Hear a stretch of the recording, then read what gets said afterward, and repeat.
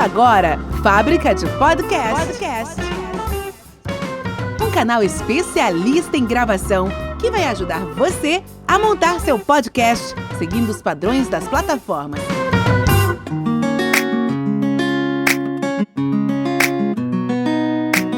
E aí, pessoal, bom dia, boa tarde, boa noite, boa madrugada. Tá começando agora mais um episódio da Fábrica de Podcast. E hoje eu estou aqui com uma pessoa muito ilustre. Esse cara é meu amigo aí de adolescência, de baladas, né, da época que a gente era jovem. Quer dizer, eu ainda sou jovem, né?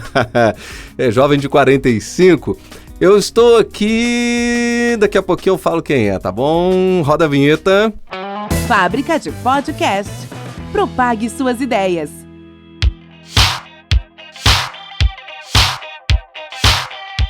Pessoal, se você quer se reorganizar ou aprender a se organizar com relação a finanças, eu estou aqui com um especialista. Esse cara é fera nisso. É o Emerson Santana da Exata Soluções. Nós vamos bater um papo muito legal sobre educação financeira em meio à pandemia ou em qualquer época da vida. E aí, grande Emerson, como é que você tá, meu amigo? Tudo bem? Ô, Alex, grande abraço, tô bem. Muito obrigado pelo convite. É um prazer, cara. E é sempre bom a gente estar falando daquilo que vai nos trazer qualidade de vida, não é mesmo? E educação financeira é para isso. Com certeza, cara, a gente precisa aprender a ganhar, aprender a gastar, não é? E saber equilibrar, colocar isso na balança, não é? A gente conversou aqui em off, né? Parece que você tem algumas soluções aí pro pessoal. Ali, na verdade, não falei soluções, mas é claro que a solução vem com essas justificativas que você tem, não é? Você tem aí 4 justificativas, seria isso mesmo? Alex, nós temos 4 justificativas para a gente poder estar abordando sobre o tema educação financeira.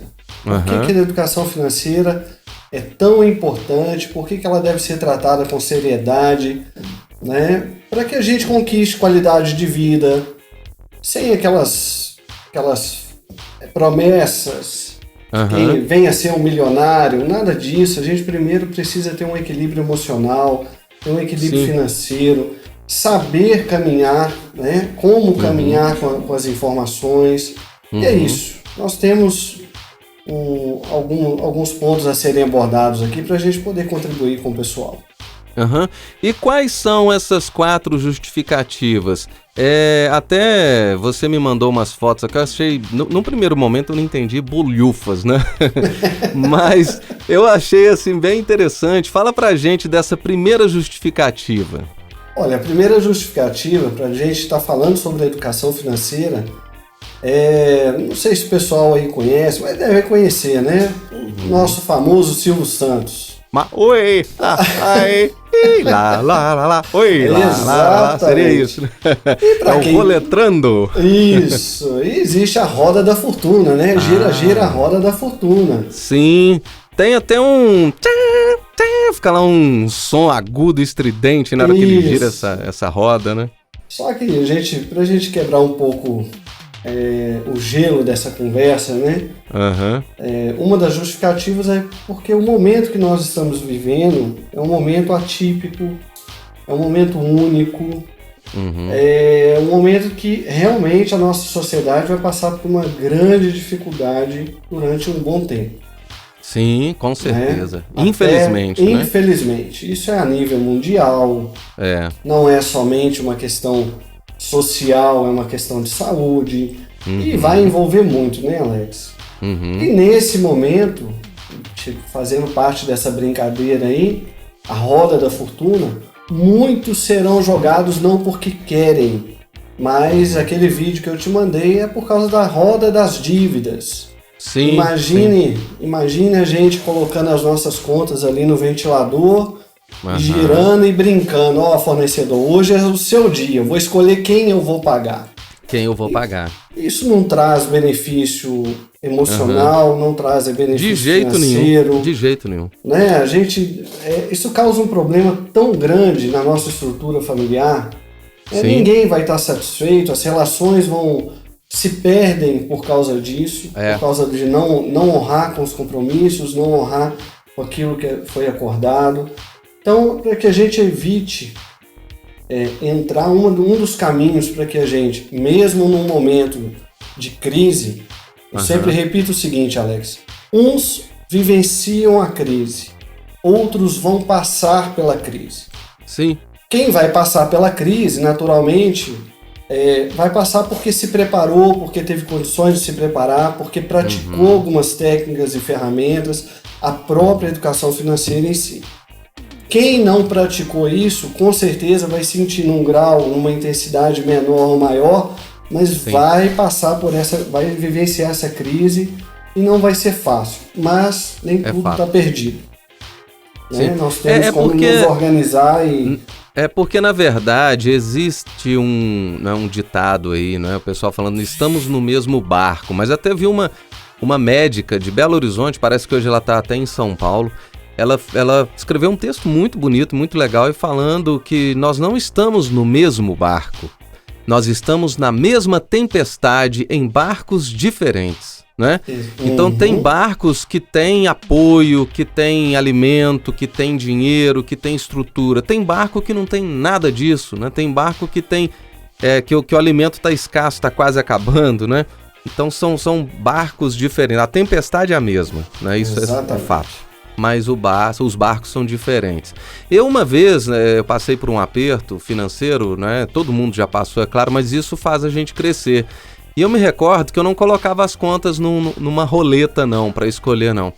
Eu definia, assim, as contas que eu podia empurrar para frente, que era o caso, por exemplo, de telefone, CEMIG, água, onde eu ia pagar os juros na próxima conta, mas eu não ia perder aquele serviço. Então eu jogava um pouco para frente para me reorganizar e aí depois eu consegui levantar. Então agora aquela que eu ia ser protestado e que eu ia ter algum problema, eu não fazia isso. Mas graças a Deus, isso foi uma época da vida, passou e tudo, né? E toda forma de juros pago, né? Todo juros pago, ele vai te limitar a alguma conquista futura. Com certeza. Claro que você utiliza esse recurso, né? Qual conta que não vai ser cortada, aquilo que não vai limitar o meu crédito, mas todo juros pago é perda. Né? Com certeza. E naturalmente você deixará de poupar pagando esses juros em benefício próprio para uma futura conquista sua. A segunda justificativa, Alex, que eu gosto muito de ter esse bate-papo e falar, é a respeito do mercado financeiro. Né? Atrai os olhos de muita gente, onde muitos pensam que é um lugar onde só se ganha. Mas com o início dessa crise esse ano, o mercado financeiro ele foi altamente afetado. Sem dúvida. Né? Todos os investimentos atrelados ao mercado financeiro tiveram um grande impacto e vão demorar também um bom tempo para se recuperar. E quando eu trago essa linha cronológica aqui, eu fiz uma palestra que nós praticamos, né, apresentamos essa semana, vamos apresentar uma outra semana que vem, onde a gente demonstra exatamente que de 1998 a 2020, através desse gráfico do Ibovespa, nós passamos por 8 crises financeiras e crises mundiais. Então a variação da Bolsa de Valores nesse período, variando, dependendo da intensidade, mas a variação foi muito grande nesses períodos. Então houveram grandes perdas.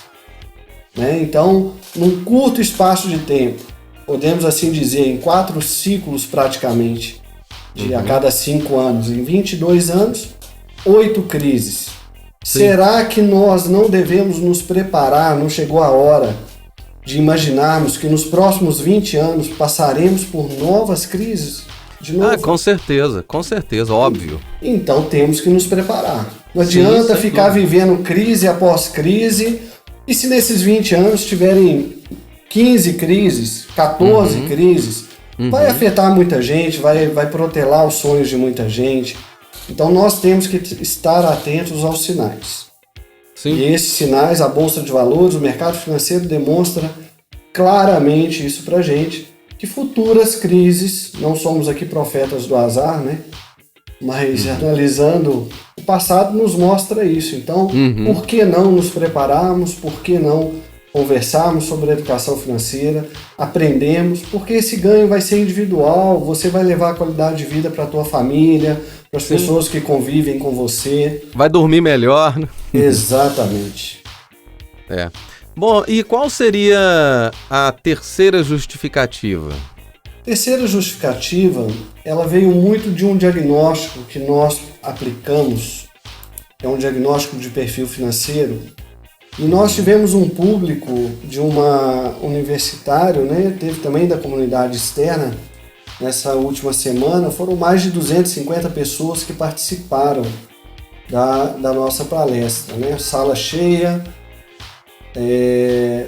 e nós identificamos o quê? Algumas características dentro desse diagnóstico que nós aplicamos, algumas deficiências que são limitadores da prosperidade da pessoa, né? Dentro do contexto que ela vive. A gente não está aqui falando receitinha de bolo e que isso vai ser bom para todo mundo. Cada um tem que entender onde está, aonde você quer chegar, para que você conduza a sua vida dentro daquilo que você pode, dentro daquilo que é possível, não imaginando aquele mundo perfeito que se vende. Não. Sim, e tem que ter uma análise de perfil para cada situação e para cada pessoa também, né? Exatamente. E dentro dessa população que nós identificamos, uma das características é mais de 50% dos entrevistados possuem alguma dívida ou o salário geralmente não sobra para fazer reserva no final do mês. Isso, por consequência, faz com que, inclusive, um outro diagnóstico, onde que 72% das pessoas não tem um colchão de segurança, uma reserva financeira que dure, pasme, até 3 meses. Você comentou isso comigo em off, eu fiquei impressionado, eu não tinha isso na minha cabeça, não tinha essa noção não. Mais de 45% não tem para 3 meses, e quem tem ali para 4, 5, 6 meses ou até 1 ano, mas isso já é uma parcela muito pequena, vai perfazer aí quase um total de 70%. Então, mas isso aí você coloca também dentro de uma classe social mais favorecida, né? Dentro de uma classe social que seria B, né, para cima. Porque classe C e D, ela já não tem tanto essa cultura da reserva, essa cultura... As outras também não tem, mas ficaram mais prejudicados ainda, né? Numa situação de crise, ficam mais prejudicados ainda. Num momento de crise como esse, Alex, a educação financeira, quando eu disse que ela é individualizada, ela vai depender muito de cada pessoa, de cada cidadão, porque é ele que vai escolher qual o padrão de vida que ele quer viver e não o que ele gostaria de viver. Sim. O mundo está aí para nos oferecer o padrão de vida do Neymar. Você pode. Mas dentro das condições, se eu não tenho e vou viver um padrão de vida que foge à minha realidade, por consequência eu vou ser induzido a um alto consumo. Por consequência, esse alto consumo vai me fazer comprar coisas que são supérfluas. Eu não vou conseguir poupar o que deveria no final do mês diante daquilo que eu ganho. Então, tudo isso passa a ser um limitador. Quando a gente fala em educação financeira, é você entender o teu perfil e saber que com R$1.000, se eu tenho que poupar 10%, independe se o meu amigo ganha 5 mil ou ganha 10 mil. Se ele ganha 5 mil, se ele ganha 10 mil, ele tem que poupar 10% também. Naturalmente, os R$1.000 eu vou demandar um tempo maior para juntar aquilo, mas eu estou fazendo a regrinha de casa. Eu estou poupando os 10% ao mês para que eu conquiste aquilo que eu posso, aquilo que eu quero, né? Que eu não entre num financiamento posteriormente que vá limitar os meus ganhos, porque eu vou pagar juros. Então todo um exercício diário, né, Alex? É tão interessante que eu observo, eu conheço pessoas que ganham muito bem, que, poderiam ter uma vida maravilhosa, até casa própria e tudo mais, e que vivem na pindaíba, entre aspas. E eu conheço pessoas que ganham, assim, pouco, sabe? Que medem, que é igual minha mãe fala, medem a peneira, o fubá com a peneira, né? Uhum. É aquele ditado antigo. E que vivem bem, que tem casa própria, que tem qualidade de vida muito mais do que quem ganha. Então, essa coisa da educação financeira é muito interessante, né? Você observar isso, né? Sim, porque ela vai te possibilitar entender aonde você vive, como você vive. Uhum. E não tem outro meio de você não saber, desde que você coloque ali o que você ganha e o que você gasta. Sim. Gente, o impulso para o consumo, ele é infinito. É infinito. Né? As grandes marcas estão estudando o comportamento de consumo o tempo inteiro. Então, ainda mais com os rastreios agora dos smartphones, da internet, né? Aí que o negócio vai ficando mais complicado ainda. Então é uma TV, você tem que trocar de carro a cada 4 anos, impõe isso a você, né? Claro, com um pacote de tecnologia, e aí isso te seduz. A lei da obsolescência programada, né? Exatamente, que música, hein? E a quarta justificativa, além de não ter a roda das dívidas, ficar atento aos sinais, esse diagnóstico de perfil financeiro, que ele nos mostra claramente aonde estão as deficiências e aquilo que a gente pode auxiliar as pessoas. E a quarta justificativa, o que você acha que pode ser, Alex? A quarta, eu tenho ela aqui, né? Em mãos, né? Mas assim, a estrutura familiar, os pilares, né, da estrutura familiar, seria isso? Cara, eu acho que não tem outro argumento mais forte do que esse. Né? A educação financeira, ela é um dos pilares da estrutura familiar. A educação financeira, ela é capaz de proporcionar o equilíbrio emocional e financeiro. A partir do momento que nós não estamos equilibrados, né, emocionalmente, financeiramente, tudo vai de mal a pior. Sim. E a educação financeira, obviamente, ela é capaz de promover o nosso sucesso pessoal e profissional. Eu lecionei durante muito tempo em Belo Horizonte, um curso de capacitação na área de trânsito. E lá é outra área que a gente pode conversar também depois. Sim, bacana. E lá entenderam, né, essa controladoria de trânsito, eles me deram carta branca, que mesmo sendo um curso de capacitação de trânsito, eu pudesse, ao fim do curso, sempre passar a mensagem da educação financeira, porque a gente entendia que até mesmo a educação financeira, o equilíbrio emocional, ele vai se refletir ali no trânsito. Com certeza, não tenho dúvida disso. Você saindo aí desequilibrado, nervoso, com dívida, pega a estrada, tem que viajar, é nervoso, é telefone tocando, imagine isso. E foi muito legal essa parceria por quase 5 anos, onde foram mais de 1.000 alunos capacitados e todos, além da capacitação para o trânsito, que a gente fazia, tinha também abordagem sobre a educação financeira. Porque ela é capaz de trazer o nosso sucesso pessoal e profissional, sem nenhuma sombra de dúvida. E não aquele Desculpa, não aquele sucesso midiático, né, que todos imaginam. Não, é o reconhecimento dos nossos amigos, é o reconhecimento do nosso meio social, dos nossos familiares. Tudo isso vai trazer um equilíbrio. Tudo isso vai trazer uma continuidade. Você vai passar por qualquer crise, por qualquer situação que venha na tua vida, não vai vivenciá-la intensamente como tantos, né? Então é isso que a gente sempre... É bom. Falando dessas 4 justificativas, em seguida, né, você me falou que você tem aí 10 maneiras, né, que a gente tem aí para sabotar, né, que a gente acaba fazendo de forma inconsciente ou até consciente. Eu não sei se está ligado também a algum tipo de procrastinação, né? Sabotar as finanças, né? Então eu quero que você fale para mim sobre esse sabotar das finanças que a gente acaba fazendo e que desse também algumas dicas depois, né, de como proceder, né? O que você sugere para as pessoas, tanto na questão fala assim, pessoal, quanto também para um pequeno empresário aí, né? O cara tá montando o seu mercadinho agora, né? E coisa desse tipo. Então fala essas 10 maneiras de sabotar as finanças.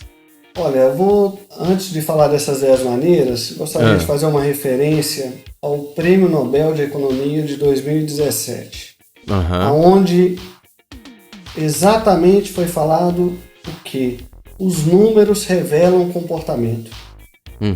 As pessoas, geralmente, a nossa mente, né, a gente estava conversando sobre isso também, e as pessoas tendem, a nossa mente, ela tende a nos proteger.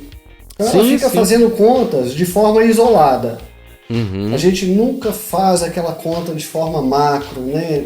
É tudo linkado. Não, isso daqui eu estou me dando bem, aquilo que eu estou me dando mal eu não olho, eu não quero enxergar. Então as pessoas elas tendem a simplificar toda a tomada de decisão criando essas contas isoladas. E uma das maneiras, os números são comportamentais, o nosso comportamento é o que dita o nosso consumo, o nosso perfil. Uma das maneiras de sabotar as nossas finanças é não saber exatamente para onde vai o nosso dinheiro. Então, quando a gente não coloca num papel, não coloca numa planilha, não coloca para ver tudo aquilo que a gente não vê, fica imaginando o que é, a dor, ela pode ser menor. E aí, quando a gente coloca no papel, né, Alex? Vai ver tudo que ganha, tudo que deve, que tem de pagamento, obviamente isso vai te induzir a mudar o comportamento. É aquela coisa do cara que ganha 2 salários mínimos, mas ele gasta 3 no cartão de crédito e ele ainda tem luz, tem água, tem escola do filho ou não, né? Tem alimentação, tem outras coisas aí. E ele já estourou isso aí há muito tempo. Aí o que ele faz? Ele começa a pagar o mínimo do cartão de crédito, porque o mínimo ele consegue pagar. Só que o mínimo vai ficando gigante, porque o juros de cartão de crédito né? Aquela coisa, né? Você não vai falar. Sim. E passa a agir com o orçamento dele de forma intuitiva. Isso. E aí isso é um perigo para nossa... Mas aqui, o que tirou a gente na época que nós tivemos, eu gosto de me colocar sempre nessas coisas, porque para dar exemplo também. O que tirou a gente de uma crise que a gente passou uma vez foi justamente isso. A minha esposa é formada em administração de empresa, então ela tem esse pensamento aí também de anotar, né? De colocar na balança, de equilibrar, né? A contabilidade, né? É débito e crédito, é simples, né? É simples. Então, só que toda informação por si só não nos leva a lugar algum. A informação, nós temos que ter a informação e de forma gerencial. Sim. Né? Mas então isso organizou a gente. Na época eu lembro que ela me mandava a notinha, falava assim, olha, hoje você pode comprar isso de padaria, isso pro almoço, isso pro café da tarde. E é o que a gente tem, entendeu? E a gente trabalhava, qual que é a entrada, qual que é a receita, qual que é isso, qual que é a saída. Então a gente conseguiu equilibrar. Aí a gente zerou cartão de crédito, sabe, na época, e a gente se restabeleceu. É claro que aí depois a gente relaxa um pouco, né? Mas aí você volta atrás. O ser humano é complicado, né? Mas é um bom exercício e, como eu sempre digo, é um exercício diário. Essa luta é diária.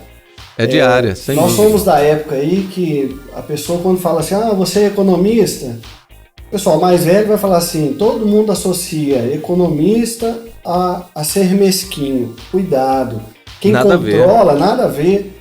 Me chamavam de seu Nonô. O seu Nonô. Pra quem curtiu muita novela aí, sabe quem que era o seu Nonô. Com certeza. Mas nada disso. O controlar não significa que você está abdicando de qualidade, que você nada disso. É fato. Eu acho que quando você controla, né, aquela coisa de você gozar mais tarde, né? É porque se você, de repente, é aquela pessoa assim que quer todo final de semana gastando com churrasco, com bebidas, com aquilo, ele não tem dinheiro, mas ele faz a festa, ele compra um tênis de marca, ele quer gozar disso tudo agora. Só que depois ele vai passar um aperto danado. Exatamente. Sendo que se você se controla, você pode transformar, além de ter todo esse benefício aí de festas, roupas e tal, você pode ter uma viagem, você pode ter um carro melhor. Justamente porque você se controlou para isso, né? Sim. Você se programou para isso. Então, a primeira dica, só para a gente reforçar, tem que colocar, tem que planilhar, você tem que enxergar tudo aquilo que você ganha e quais são as suas despesas. Sem colocar isso no papel e saber exatamente qual é o teu perfil, você continuará tomando decisões de forma intuitiva. Em algum momento isso vai pesar. Tá. A segunda dica, pode ser? Não, pode ir lá. E assim, mas a sabotagem? Você já está colocando junto aí, sabotagem versus dica. Isso, a sabotagem é exatamente você não ter não tem outro jeito de controlar as suas despesas se você não souber aquilo que você ganha e aquilo que você gasta. Sim, anotar. Então você está sabotando. O que é receita, o que é... Você vai sabotar a partir do momento que você não quer ver. Não quer controlar, não quer agir sobre as informações.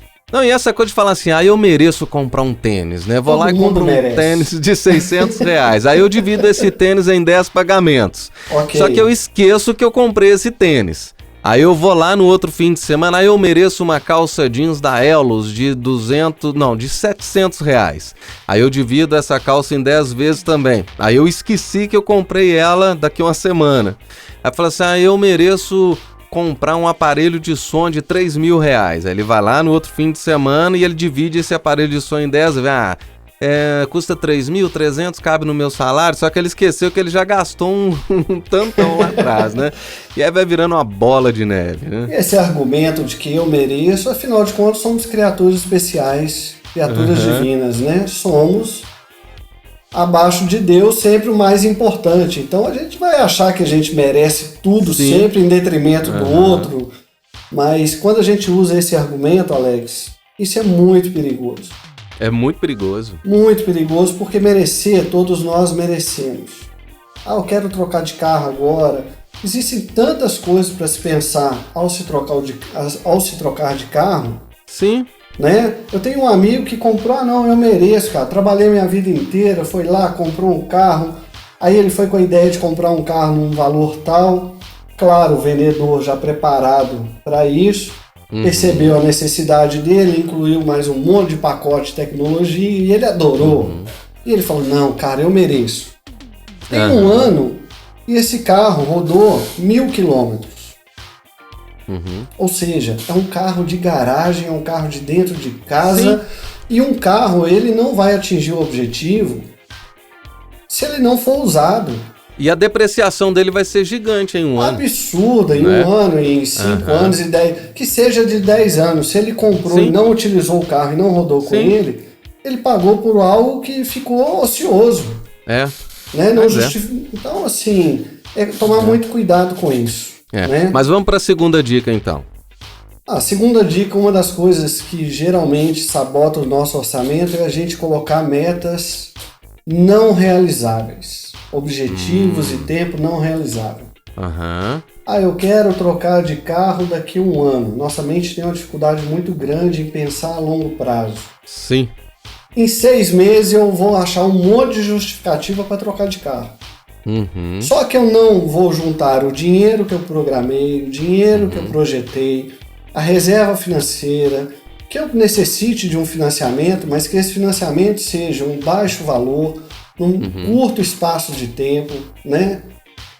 Há uma taxa de juros menor, ou seja, ela tem que ser pesquisada. Então não adianta eu colocar uma meta, sendo que aquilo eu não vou alcançar. Eu tenho que alcançar a troca desse veículo para daqui a um ano. Se eu colocar uma meta para 6 meses, não, eu vou conseguir, Emerson, vou conseguir juntar dinheiro e eu vou trocar com 6 meses, não vai. Então, uma das coisas que sabota o nosso orçamento é colocar metas que a gente não consiga cumprir. Então, poxa, eu quero trocar de carro? Não, eu quero fazer tudo direitinho, juntar meu dinheiro, fazer minha reserva, meu colchão de segurança, para que eu não precise fazer um financiamento. Vou precisar de 2 anos. Então, eu vou fazer isso para 2 anos. Não querer encurtar isso atendendo à minha necessidade, ao meu impulso de consumo. Entendi. Entendeu? O terceiro, não ter o hábito de poupar. Veja que um está ligado com o outro. Eu traço um objetivo, eu traço uma meta, eu quero realizar porque eu quero trocar de carro imediatamente. Quer dizer, eu já estou fugindo ao planejamento que deveria ser de 2 anos, não é mesmo? Então não ter um hábito de poupar é uma sabotagem. É uma sabotagem. Isso é hábito. Tem um livro muito interessante que chama O Homem Mais Rico da Babilônia. Tem uma mensagem que ele diz: pague-se primeiro. O quanto você vai se pagar é você que vai determinar. Mas você trabalha o mês inteiro e aí você recebe R$1.000. Não, eu vou lá correndo, vou comprar, eu vou pagar aquilo que eu quero, eu vou pagar. Você esquece de pagar aquilo que é mais importante. Quem trabalhou foi você. Então, entendi. Dê esse benefício a você, pague-se você primeiro. Então, quando você começa a criar o hábito de se pagar primeiro, o que é? Você vai começar a viver. Então, a gente está dizendo, para R$1.000, R$2.000, R$3.000, qualquer que seja a renda do cidadão, do indivíduo, da pessoa. Se é R$2.000, eu quero me pagar 10% todo mês. Poxa, recebi os 2.000, guardo os R$200. Mas aqui, aí tem, como eu falei da procrastinação, né? Nesse aí tem, a procrastinação pode sabotar o sujeito, não é? Porque ele fala assim, não, eu não vou depositar esse mês, não, porque eu mereço comprar aquilo ali com esses R$200. Então mês que vem eu poupo. Aí vai virando, você procrastina esse mês que vem também, e aí acabou que você vai perdendo a cronologia aí e vai perdendo também, né, o dinheiro que você teria lá, né? Porque você perde, né? Existe uma justificativa tão ilógica, Alex. As pessoas falam assim, eu não consigo poupar, mas se eu não tiver o compromisso de pagar um boleto, eu não junto dinheiro. Então vale uma dica importante, muito legal nesse momento de hoje. Hoje nós temos aí os bancos digitais que não tem tarifa, que não te cobram manutenção de conta corrente. Sensacional. E ele ainda te permite emitir um boleto. E tem rendimentos também, né? Sim, e você vai lá no aplicativo e você consegue emitir um boleto. Então emite um boleto para você mesmo. Isso. Já que a pessoa quer justificar. Mas interessante a ideia, muito vai lá, interessante. Emite um boleto lá para Emerson Santana, tal, eu vou e pago o boleto. Pronto, e aí eu paguei. Já que o argumento é esse, eu tô me autofinanciando, né? É a grande dica.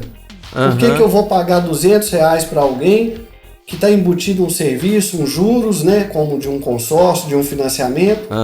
Eu pago os 200 para mim, ué. Tá, agora aqui, só te perguntar uma coisa.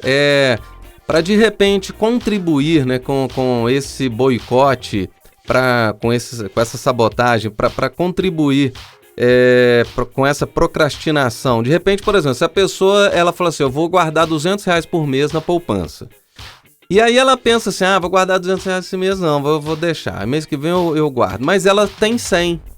Então, de repente, ao invés dela guardar 100, guardar 200, ela guarda os 100 que sobrou. E pelo menos eu acho que ela está guardando. Será que isso seria correto ou não? Isso seria também um erro? Sim. Porque aí só vai mudar o quanto ela se programou para poupar. Mas ela poupou. Mas ela poupou. Ela criou um hábito. Se foi 5%, se R$100 é muito, é pouco, vai depender de cada um. Entendi. Não é? Eu acho que porque a gente fala muito de hack da mente, né? Hackear a mente, né? Eu acho que isso aí seria um hackzinho, né? Por exemplo, você, ao invés de depositar os 200 e depositar 100, você mantém o hábito. E quando vira hábito, você não gasta nem esforço para o cérebro pensar, né? Então, todo mês você vai guardando. Não deu para guardar 200, mas eu guardei 100. Não deu para guardar 200, mas eu guardei 50. Pelo menos você fez o hábito, né? E se você fez o hábito, você vai continuar isso aí, né? E aí, eu fazia uma conta, Alex, já há alguns anos atrás, que era a seguinte. Eu tenho um salário, não tenho? Mensal. Se eu poupar esse salário 10%, em 10 meses, eu vou ter o meu salário do mês que eu trabalhei arduamente, que eu paguei as contas, e eu vou ter mais um salário. Concorda? Uhum.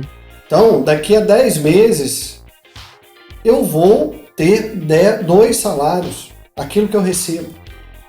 Sim. Imaginando que eu estou completando 1 ano de empresa e dentro de uma normalidade, eu já vou chegar no 13º salário no final do ano. Sim. Então, se eu poupei em 10 meses, eu já tenho o meu salário que eu vou trabalhar, o meu salário poupado, um salário poupado, e ainda vou ganhar o 13º salário, porque nós estamos chegando no final do ano. Veja que eu tenho a possibilidade de, no 12º mês, ter o salário que eu trabalhei em mãos para quitar as minhas dívidas, para honrar os meus compromissos. Eu tenho o meu salário já poupado, equivalente a um salário poupado, e ainda estarei recebendo o meu 13º salário.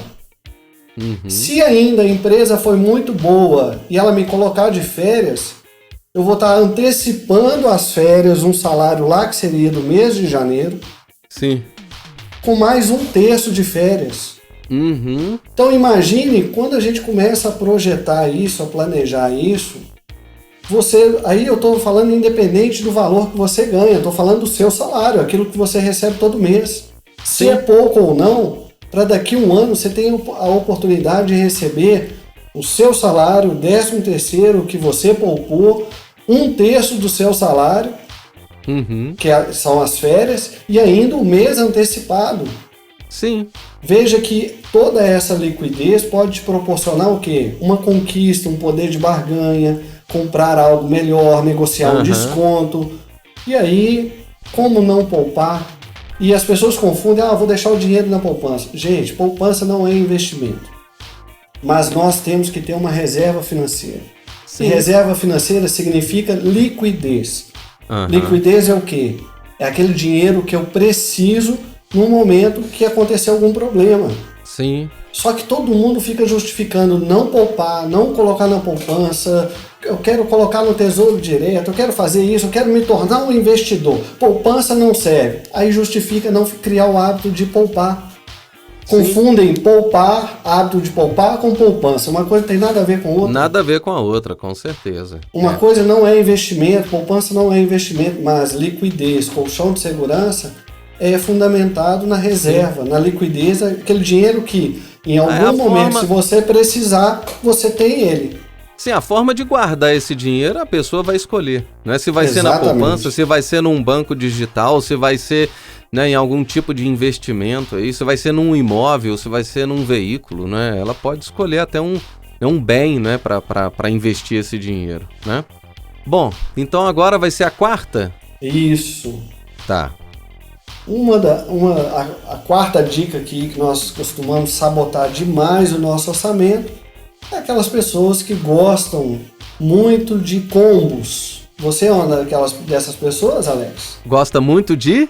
Combos. Você vai lá no Burger King, você quer um sanduíche. Aí o sanduíche tem um sanduíche, tem uma batata, tem um bonequinho e um copo gigantesco por mais R$1, 1 litro de refrigerante. Eu não gosto de combo, não gosto.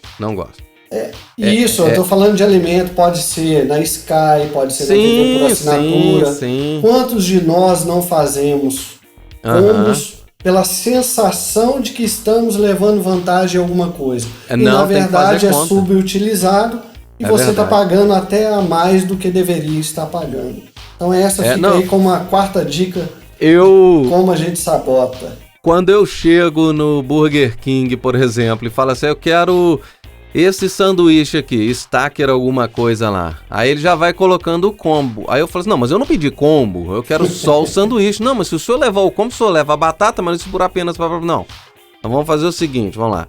Eu quero esse sanduíche, eu quero essa batata e esse refrigerante. Que às vezes eu tô levando também pra família, né? E fica mais barato às vezes, né? Porque eu tenho direito de escolha. E olha, e hoje isso é muito comum, né? Isso é muito comum. É para te fazer comer mais, é para te fazer gastar mais. Por exemplo, faça um pacote aqui para minha família com 200 canais. Rapaz, hoje não, hoje está todo mundo dentro de casa, mas dentro de uma normalidade, vai estar todo mundo nos seus horários de estudo, ninguém vai utilizar os 200 canais. Sim. Utiliza 1, 2 específicos sobre desenho, isso muda de faixa etária, né? Da faixa que o menino se encontra, que a criança se encontra. Não, cara, e é tão interessante, né? Voltando a falar de fast food, né? Lá no Bob's, a minha filha adora o milkshake do Bob's. Aí a gente chega lá no Bob's e fala assim, bom, eu quero um Bob's de 500 ml. Ah, se o senhor pagar mais R$1, o senhor leva o de 750. Eu falei assim, aqui, eu quero um milkshake de 500. Eu não quero pagar R$1 a mais pra ter um de 750, não, né? Exatamente isso. Bom, então agora nós vamos para a quinta. A quinta. Voltando àquela fala lá do seu nonô, né? Não confundir. Uma das coisas que a gente sabota demais, a gente não, como eu disse, informação por si só não te leva a nada. E se uma informação ela não representa a tua realidade, naturalmente a tua decisão também será frágil. Você não vai atingir o objetivo que quer. Então, não registrar os pequenos gastos do dia a dia é algo que a gente se sabota demais.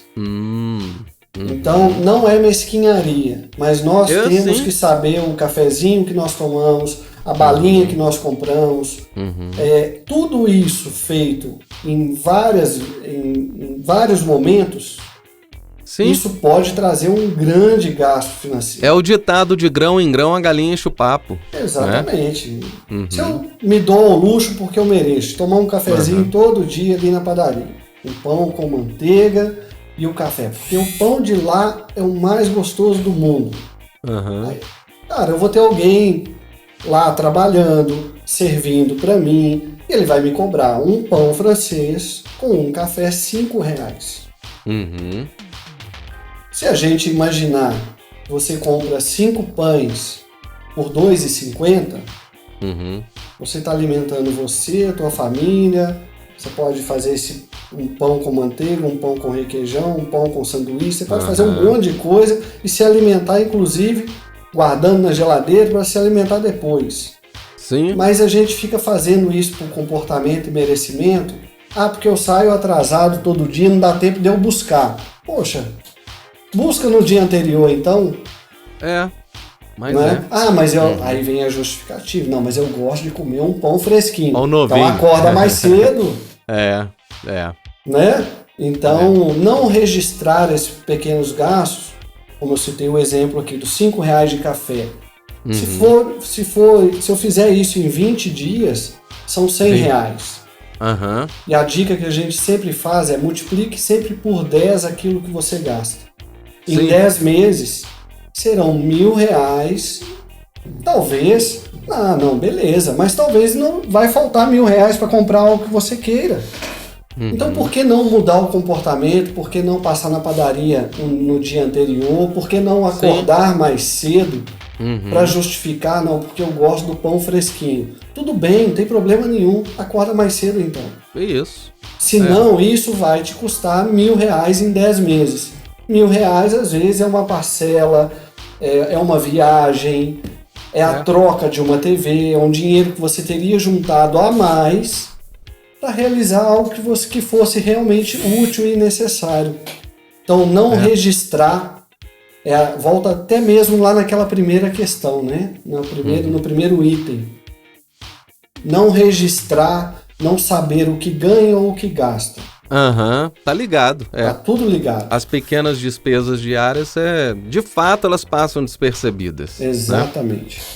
Né? Então agora nós vamos para a sexta sabotagem. Sexta sabotagem.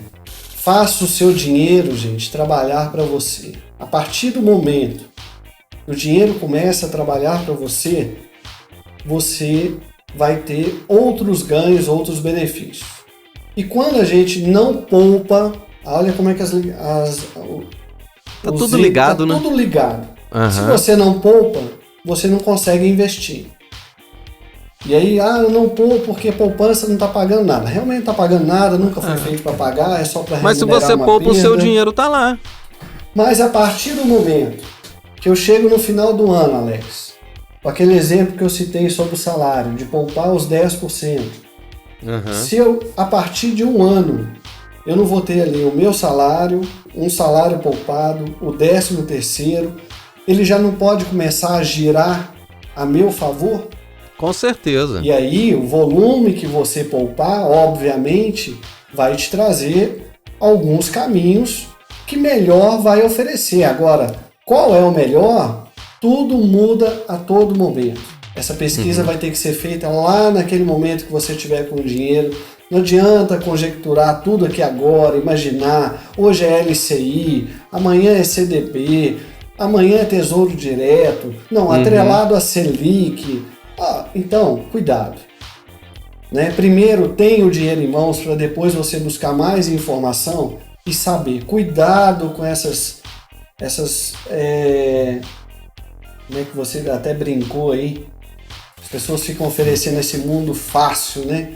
Vem agora para o Tesouro Direto Selic. Aí ninguém sabe o que é Selic, ninguém sabe que ela está a 3%, ninguém sabe que a tendência dela é baixar. Aí você vai lá, faz o cadastro numa corretora, paga uma taxa mensal e se programa para poupar isso com o Tesouro Selic para daqui a 5 anos. Pode ser que daqui a 5 anos a Selic esteja alta, como esteve há 5 anos atrás, na era Dilma. Chegou a 14,25%. Mas, em contrapartida, nós tínhamos uma inflação que deteriorava o nosso poder de consumo. Sim. Então, cuidado. Mas primeiro, faça o deverzinho de casa, junta o dinheiro. Aprenda a criar o hábito, a gostar de ver o dinheiro e depois você começa a fazer ele a trabalhar para você. Não, e pode até ser embaixo do colchão, não tem problema, né? Não tem problema não. A 7ª sabotagem agora. Pagar por serviços desnecessários. Aí vem repetir um pouquinho lá dos combos, né? Sim. Tem o combo e tem serviço que a gente paga, que a gente não avalia. Como não tem as despesas registradas, como não faz uma busca de preço, você acaba pagando por aquilo que você não quer. Então, você vai fazer um serviço no teu carro. Sim. E aí te oferece uma cristalização. Mas meu carro não está rodando, uma cristalização nesse momento. Não, mas você vai fazer isso. E aí você faz uma coisa que não era o foco, de que era corrigir a sua manutenção preventiva. Claro que uma cristalização vai proteger a tua pintura e lá na frente, porém, de uma forma subjetiva, ela pode até valorizar o teu carro na hora de vender. Mas em via de regra não vai não, tá? Porque se você não tiver juntado dinheiro, não souber o carro que quer, aquilo que te atende, naturalmente você vai precisar de um financiamento, vai pagar juros, vai vender o teu carro mais barato e todo aquele esforço que foi feito vai se perder lá na frente. Vai se perder, com certeza. Então, muito cuidado com esses serviços que agregam, que supostamente agregam, mas na verdade são desnecessários. Isso é interessante demais, e eu sou muito atento a isso, né? O que você falou, isso está ligado aos combos também, não é? E de fato, existe muito, cara. Você vai contratar um serviço, se você contratar mais isso, por mais tanto você consegue isso, aí você acaba caindo, às vezes, sem querer, e sem perceber, você pagou mais caro, sem necessidade de ter aquele serviço naquele momento, ou aquele produto naquele momento, né? Sim. Bom, então nós vamos agora para a 8ª sabotagem. Eita, precisando de crédito? Recorrer a linhas de financiamento no Brasil pode ser uma grande armadilha, né? Um tiro no próprio pé. É um tiro no pé. Sem orientação, nenhuma linha de crédito é eficiente, Alex. Tem que ficar de olho nas taxas, nas cláusulas contratuais. Então, cuidado. Quando você precisa, o crédito, quando ele é para alavancar uma receita, poxa, eu vou pegar ali um crédito baratinho e isso vai me proporcionar isso para fazer isso. E aí vai me trazer mais renda. Beleza. Você negociou uma boa taxa, fez um curto espaço de tempo, teve uma grande sacada aí de empreendedorismo, bacana. Abriu uma empresa e tal, teve uma excelente ideia. Desde que seja para aumentar. Contratação de crédito para quitar a dívida já é um segundo erro.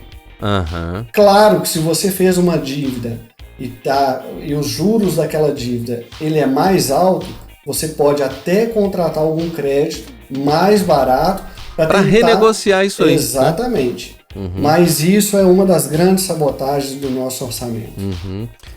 E é fato, né? E o que tem, né? Às vezes no seu próprio extrato de conta já vem lá o que você tem sem burocracia, né? Aí um descontrolado olha aquilo, não, eu tenho 20 mil reais agora, se eu quiser eu tiro. E tem gente que tira. Não é o que mais tem, mas é. Aqui então tá. E a nona sabotagem? A nona, acho que uma grande, podemos falar, não buscar ajuda. É a gente achar que não precisa de ajuda dentro da área financeira, não precisa de ajuda em mudança de comportamento. E então, essa ajuda seria, no caso, um profissional como você? Alex, profissional, a partir do momento que nós buscamos a informação, o conhecimento, entendeu? Busquem a informação, busquem o conhecimento. Obviamente, terão profissionais que vão poder te auxiliar nisso, vão ter ferramentas que vão acelerar os teus ganhos, que vão acelerar as tuas conquistas. E hoje nós temos aí diversos aplicativos. Todos esbarram, eu já baixei inúmeros para ver a funcionalidade. Todos esbarram, não, aquela empresa pensou na melhor ferramenta, o outro pensou, tudo esbarra no comportamento.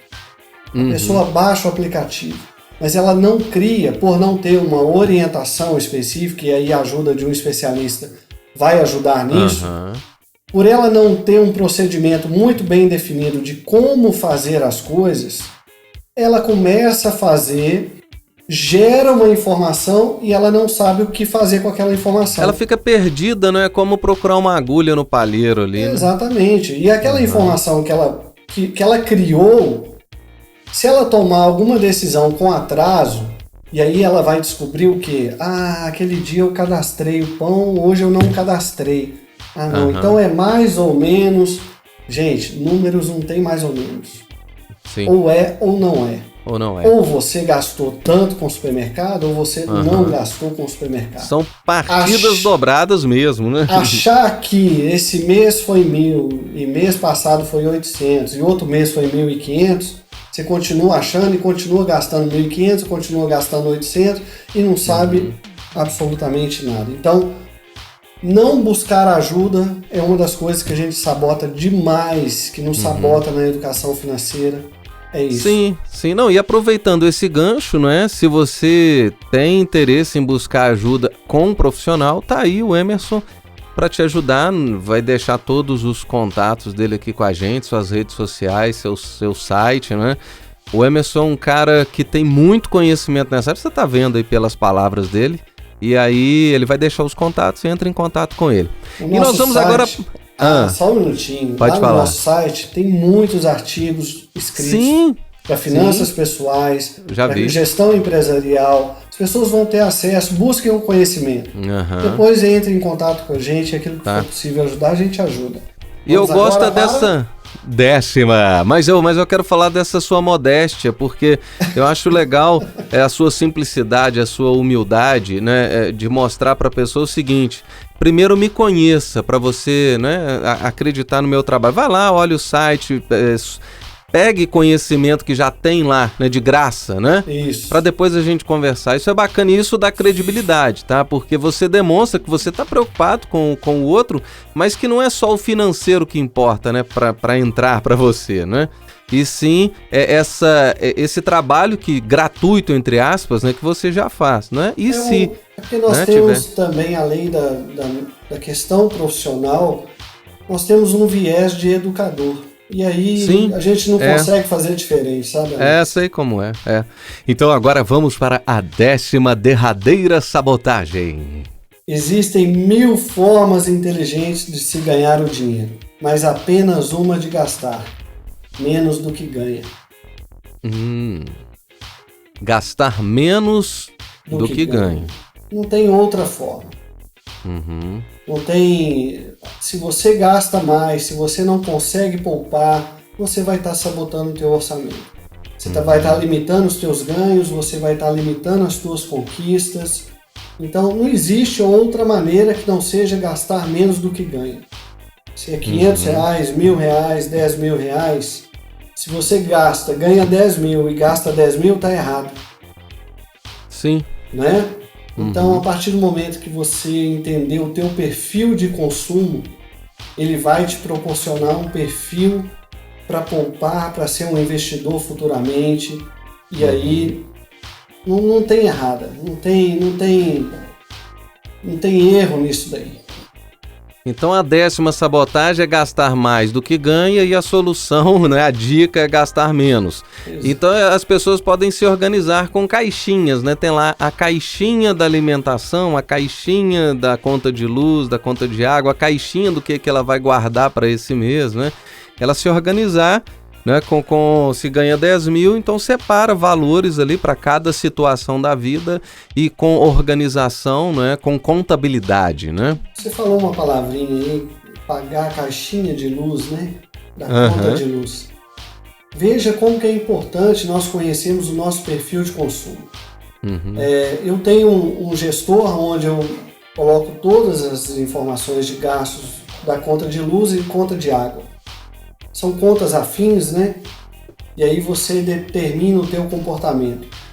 E eu descobri, através do gestor, obviamente, que quando nós elevamos o nosso consumo e passamos de uma faixa de consumo, a tarifa de iluminação pública, ela dobra. Sim. Então, se você não tem a gestão do teu perfil de consumo, eu tenho que fazer de tudo. Aí eu fui entender que cada prefeitura, cada cidade, ela tem autonomia sobre isso e ela é que determina as formas como ela vai cobrar esse percentual na conta de luz de cada cidadão. No nosso caso aqui em São João del Rei, é por faixas. Então, até 90 kW, até 100 kWh, até 150, até 200. Então, se eu entendo que o meu perfil está entre 150 e 200, eu tenho que continuar controlando isso, porque se eu errar e passar para 201, o impacto da tarifa de iluminação pública vai da minha te arrebentar. Conta, ela dobra. É fato. E dobrar, hoje, a representatividade dela no valor da minha conta, por exemplo, ela está representando 12%. Então eu poderia estar economizando esses R$10 que eu paguei a mais, R$12, em 10 meses são R$120. Sim, eu percebo muito isso quando o verão chega. Porque quando o verão chega eu ligo o ar-condicionado. Eu ligo o ar-condicionado, a minha conta é impressionante. E aí é um efeito em cascata, né? É a tarifa de iluminação pública. Aí nós estamos vindo de um A gente muda de bandeira. Exatamente, um período de estiagem e de repente vem mais a tarifa da bandeira vermelha. E aí, se a gente está passando por um problema estrutural no nosso país de energia, de alto consumo, aí o quilowatt-hora aumenta também.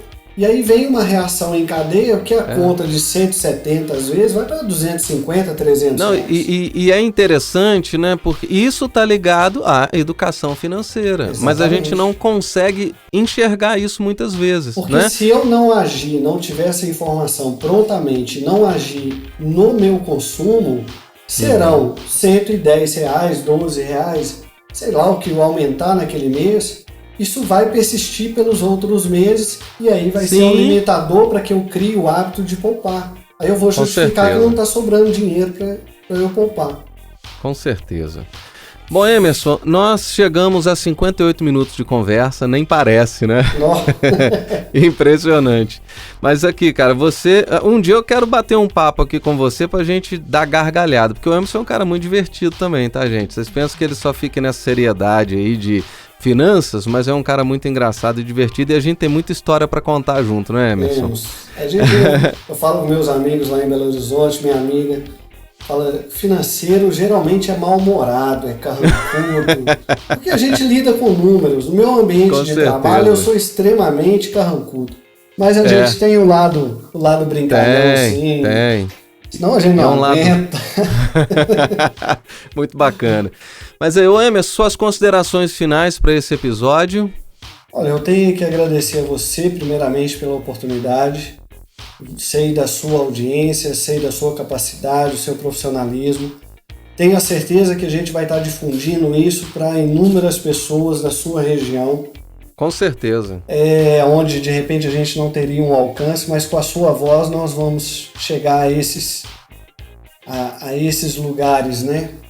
Então, sim, eu só tenho a agradecer. Educação financeira é algo muito sério, porque isso vai trazer qualidade de vida para todos nós. Sim, eu quero agradecer também, e eu vou agradecer aqui por uma coisa que eu quero agradecer que todo mundo ouça, né? Inclusive, eu marquei você lá nas redes sociais. O Emerson, gente, ele foi uma das pessoas que me ajudou, né, a colocar a Fábrica de Podcast com marca registrada. Porque o Emerson, ele me deu algumas dicas, né, sobre como proceder, o que fazer, como me inscrever. E graças a essa força que ele me deu, hoje a Fábrica de Podcast é uma marca registrada. Então, obrigado, Emerson. Aproveitando. Isso, meu amigo. Foi um prazer. Né? Foi num bate-papo informal e a gente pôde contribuir. Isso. Né? Claro, mas se não fosse a sua ajuda, né, o seu conhecimento com relação a esse tipo de coisa, né, eu não teria conseguido, talvez eu teria gasto muito dinheiro, porque acaba que você me ajudou a economizar também, sem né, dúvida. Com certeza. Né? É isso. Então tá bom, falei aqui com Emerson Santana da Exatas Soluções, ele vai deixar todos os contatos dele aqui, né, na descrição desse episódio, e em breve ele vai participar de mais um episódio. Ele pode falar sobre autoescola, que é um assunto que ele manja também. A gente pode conversar sobre trânsito, né, sobre o trânsito é caótico hoje, né, e soluções legais para o trânsito também. A gente pode contar piada também, que é um cara muito contador de piadas. Não tanto quanto você. Mas não é mesmo, eu sou melhor que você nisso aí. Sem cara, dúvida. Não, brincadeira, não. Aqui, gente, então tá bom, falou, Emerson, a gente se fala por aí, meu amigo, um grande abraço. E obrigado, pessoal, pela audiência, tá? Lembrando que na Fábrica de Podcast é muito fácil você gravar o seu podcast. Acesse aí afabricadepodcast.com.br, você grava o seu áudio com o seu smartphone, envia esse áudio pra gente, a gente cria as vinhetas de abertura, encerramento, passagem, edita, masteriza e ainda de gorjeta a gente cria o canal pra você, tá? Espero você no próximo episódio, um grande abraço, valeu, tchau! Você ouviu Fábrica de Podcast. Você conta a história e nós fazemos o som. Te espero no próximo episódio.